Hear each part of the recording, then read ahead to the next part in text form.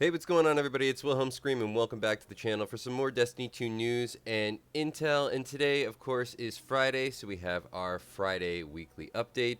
XUR has returned, as well as the first trials of Osiris since the launch of Episode 2, Revenant of the Final Shape.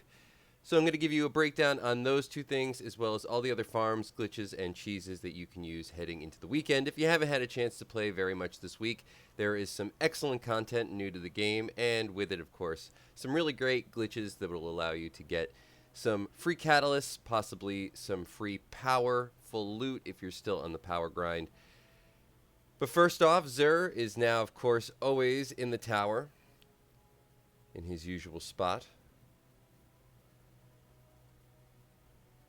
And you definitely want to visit XUR today because he is selling for the very first time, maybe the only time ever, the Xurfboard, the XUR Surfboard. So if you don't have a Skimmer, which some people might have missed out on the chance to get that, forget what season it was available, but for that little special event that we had, maybe it was the Destiny 2 10th anniversary or Destiny 10th anniversary, I think.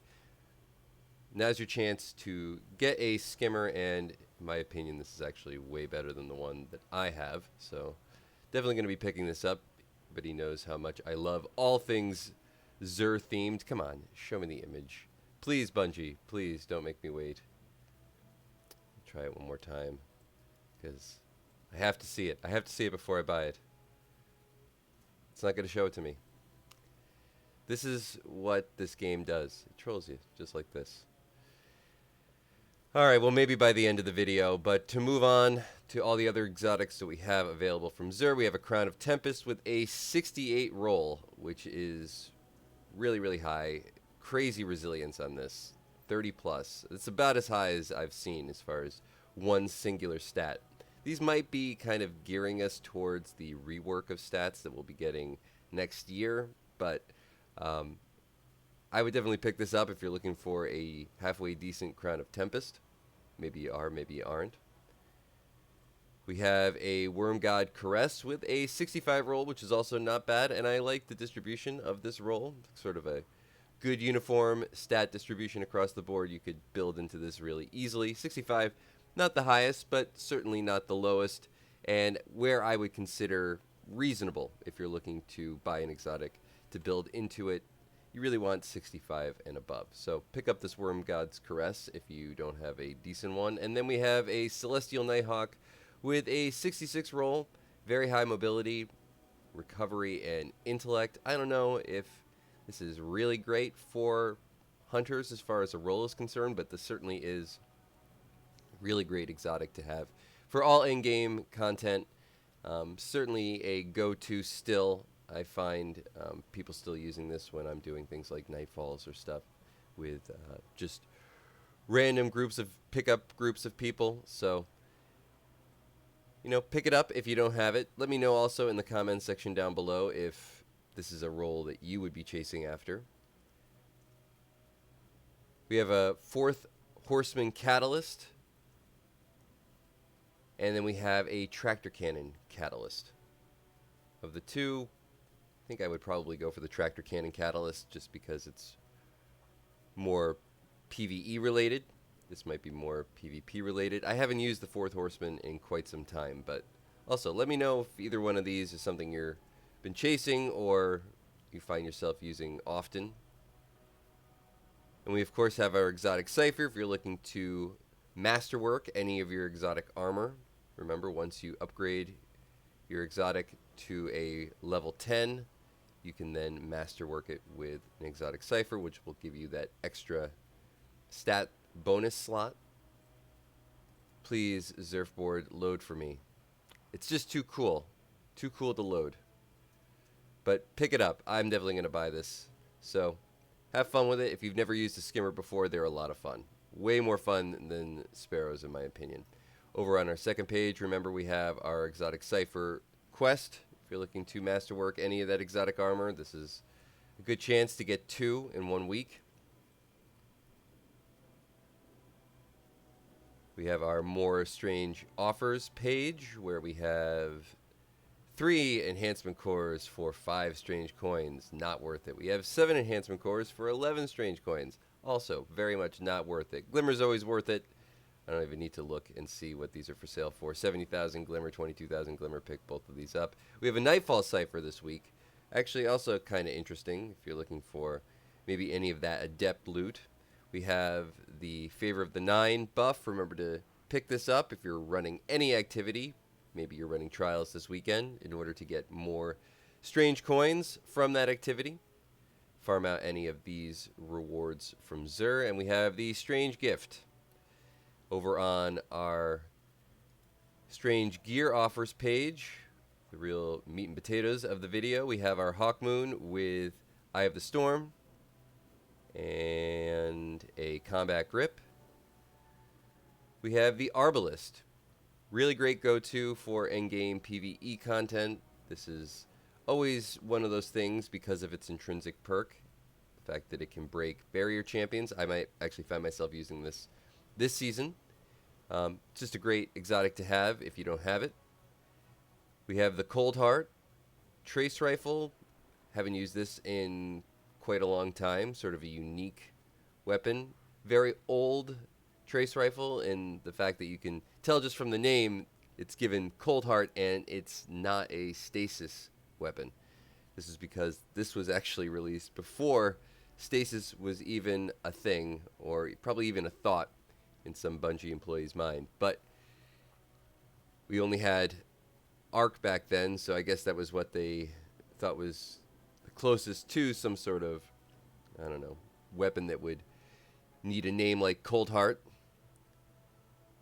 And then we have the Darcy Sniper Rifle, which is interesting because it can show, as it says, critical information through the scope about certain weapons. So if you're ever trying to glitch a boss, it's just a good weapon to have because you can still see what the health points are on that boss, even if it's not showing up because you haven't, say, started an encounter. Might come in handy in something like this week's featured raid, which is the Garden of Salvation, which has been upgraded.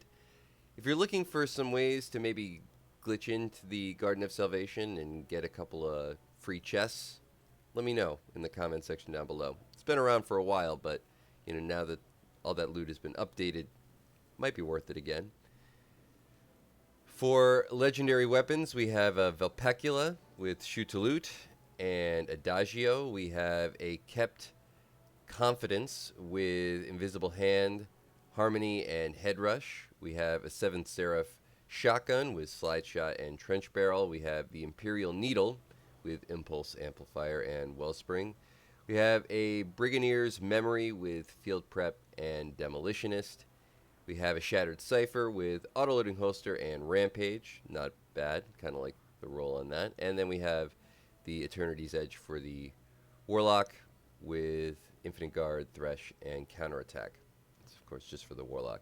For Warlock Legendary Armor, nothing too bad, but also nothing too stand out. Maybe this helmet isn't too bad with very high resilience. It seemed about the same for all 3 classes. I think the Hunter might have had a pretty good pair of boots, and the Titan had a good helmet, if I'm not mistaken. And that is going to be it for XUR information today. We're now going to make our way over to Scene 14 for this week's featured Adept weapon from Trials of Osiris. Remember, I believe this is the very first Trials that we've had since... Did we have Trials last weekend? I don't think we did because we had the release of the new dungeon. So this is the first Trials since Revenant launched. So I'm sure the population is going to be fairly heavy this weekend. From Banshee 44, we have a couple of decent things. We have a Funnel Web with Frenzy and Vice Stinger. This is actually a God Roll Funnel Web. I don't know if these are still meta, but when they were, this was what you were looking for. We have an Imperial Decree with Stats for All and Shot Swap. We have the Imperative with well-rounded deconstruction and nano munitions. We have a Disparity with rapid hit Kill Clip and Ambush. This is a God Roll disparity. Definitely pick this up if you're looking for a decent pulse rifle with stasis for your primary. Can't go wrong with it. And then we have a memory interdecked with Clown Cartridge and Wellspring. Also, let me know in the comments section down below what I said wrong on this list, because I'm sure, well, I definitely know there was something. If you can guess right, let me know in the comments.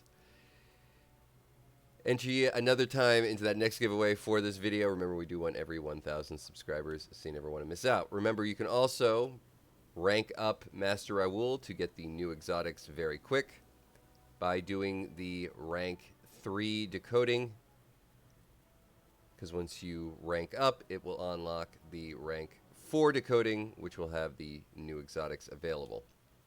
I then believe they become available at rank 3. For the featured weapon in this week's Nightfall,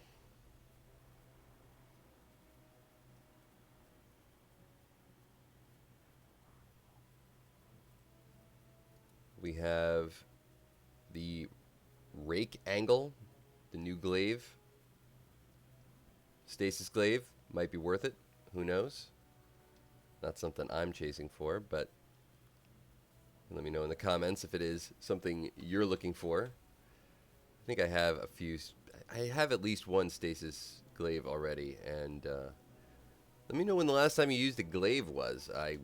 For me, it's been at least a year and a half.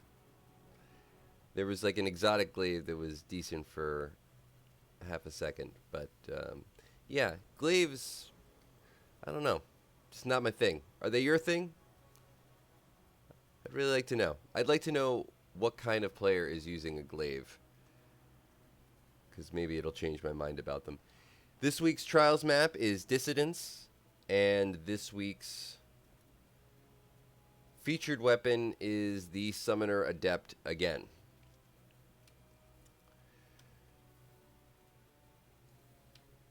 Now, quickly, before we end today's video, we're going to look around the directory. Like I said, there was some really great content this week. In my opinion, the new dungeon, the Vespers host, is pretty awesome. I actually am really liking this dungeon. There's some great glitches in this dungeon, and if you're looking for any of them, check out my previous video or my previous 2 or 3 videos. But the one that I wanted to talk about just briefly is the fact that you can bypass the first encounter by starting it, jumping outside of the map, going into the second encounter, depositing 3 bombs, and it auto-completes the first encounter. You can then get the loot. You don't actually have to go back and get the loot. You could just go to orbit and repeat this process over and over again by simply restarting the raid and just getting to that first encounter, which you can also get to quickly by glitching out of the map. Now, Artifice Armor is currently bugged from this dungeon, unfortunately. But when and if it doesn't, or it gets fixed, I believe this will actually be the best Artifice farm in the game for solo players, just simply glitching out of the map, resetting the encounter, and going back and getting the loot. You could also just go to orbit or leave the dungeon and your loot will get sent to your postmaster. It counts as a clear too if you're going for solo or flawless runs. Hopefully this doesn't get patched before they bring the Artifice Armor back. I have a feeling, though, maybe Bungie knows that there is actually a glitch that allows you to do this, and that's why the Artifice Armor is not in the game currently. But if either one of those things gets changed, I'll let you know right away, because it will affect this farm greatly. But use it, I think, for just weapons from this dungeon, if you're looking for the new grenade launcher, which is really, really good, or any of the other new weapons. That's the best farm and best way to do it, especially if you're a solo player. Super fast.